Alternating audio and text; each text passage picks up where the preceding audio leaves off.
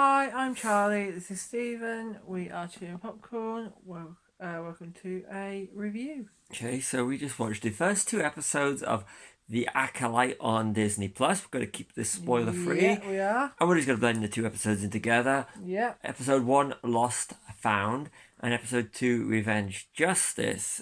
So this is episodic, so we've got the first two. What did you think? I really enjoyed it. I thought it was really good. Yeah, I don't have much else to say.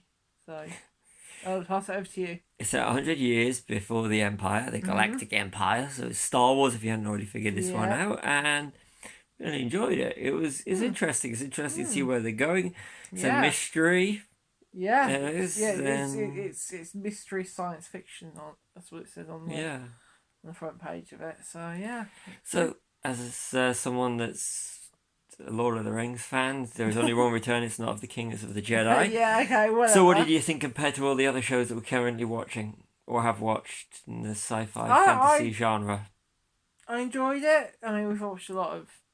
There has been a lot of Star Wars spin-off TV shows, hasn't there? Yeah, how do you compare it to say the ones like The Mandalorian, Book of Boba Fett, the ones in that timeline? I don't know.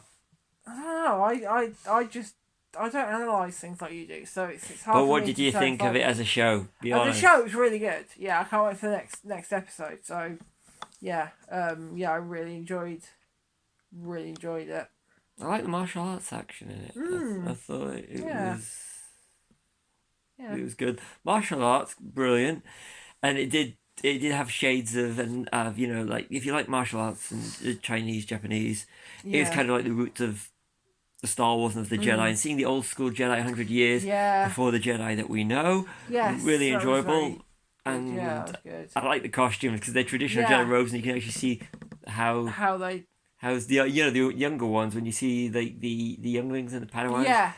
And I like those it's the key characters, they work for me. I said I like the mystery.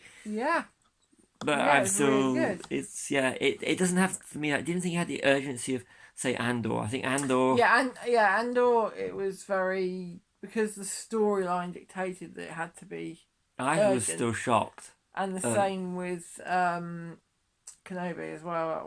That was very urgent, wasn't it? Yeah, I think this is Obi-Wan. I liked a lot of the things they do in Obi-Wan, especially. Yeah. I thought it was brilliant, and we're in a timeline where these are all new characters, but and I like there's a few nice little touches I really liked in the dialogue. Yeah. And I do like the use of. I'm going to try to keep this as much as spoiler free, like we said. Yeah. But there's certain elements of it that I thought was nice. So there's the whole familiarity, not just the Jedi themselves. Yeah, definitely, yeah. Really like that. Yeah. I just like the martial arts action, I'll be honest with you, and the lightsabers. But it's mainly the martial arts. Yeah. Because, I mean, for me, Donnie Yen was a highlight of Rogue One. Yeah.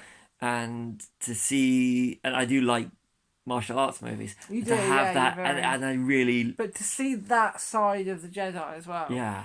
And you can see how it kind of evolved from the martial arts in this to how their fighting style and stuff is now.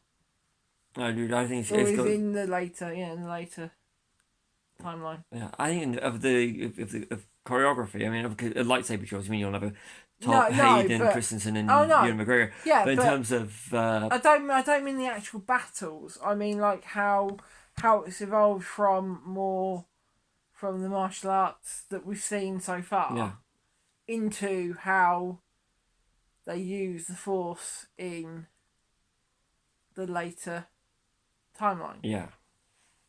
It'll be interesting to see how this series goes. I'm looking forward to see how it plays out. And you do get shows that do start off slow and then build up and build up and build up. Yeah. But it's just trying to, it's good. I enjoyed it. Yeah, it's really good. It's enjoyable. It's sit down, shut your brain off and watch it enjoyable. Yeah. You don't have to think about it. No. Andor you do, I think. There's a lot of Andor. I thought Andor, I was on the edge of my seat. There's a couple of other shows as well that you your brain's working because you're trying to work things out as it's happening.